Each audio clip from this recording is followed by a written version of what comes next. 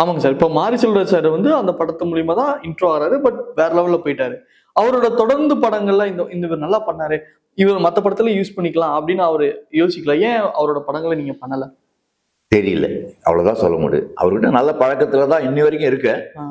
அதிகமா கான்டாக்ட் இல்லைனாலும் ரெகுலரா சில டைரக்டர்ஸ் வந்து ஒரு படத்துல ஒரு ஆர்டிஸ்ட் டெவலப் பண்ணியாச்சுன்னா அடுத்த படத்துக்கு வேற புதுசா ஒரு ஆர்டிஸ்ட் டெவலப் பண்ணலாம் அப்படின்ற ஒரு எண்ணத்துல இருக்கலாம். நான் வந்து இதை ஒரு கேள்வியாவே கேட்கறது இல்லை. எனக்கு தெரிஞ்சோ தெரியாமையோ நம்ம ஒரு வழக்குரைஞரா ஒரு தொழிலும் பண்ணிட்டு இருக்கு. கியூரியாசிட்டி கில்ஸ் த கேட் அப்படின்னு ஒரு பழமொழி உண்டு. அருமை. அந்த மாதிரி ரொம்ப கியூரியஸா நம்ம வந்து ஒன்னொன்றி நோன்றதுல விட என்ன வருதோ அதை ஏத்துக்கிறோம் அப்படின்ற மாதிரி ஒரு பக்குவமான. ஏன்னா இப்போ வந்து எனக்கு 72.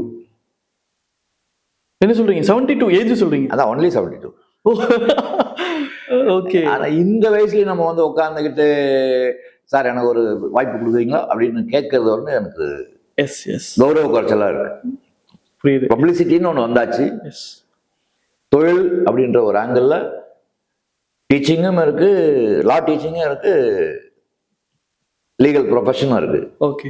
சினிமாவில் யார் வந்து என்னை கூப்பிடுறாங்களோ என்னோட பர்ஃபார்மன்ஸ் தேவை அப்படின்னு நினைச்சாங்கன்னா, இல்லை எந்த அப்பியரன்ஸ்ல ஒரு கேரக்டர் இருக்கு, சரி ஒரு நல்ல ஆக்டா பண்ணுவாரு அப்படின்னு ஃபீல் பண்ணாங்கன்னா கூப்பிட்டாங்கன்னா ஒரு நியாயமா போய் என்னால் முடிஞ்ச கோஆபரேஷனை கொடுத்து தான் நான் வந்து பண்ணேன். இப்போ கூட லேட்டஸ்டா பிளாக் கோல்டு அப்படின்னு ஒரு படத்துல பிளாக் கோல்ட் ஓகே ஓகே அதில் ஃபைட்டோட சேர்த்து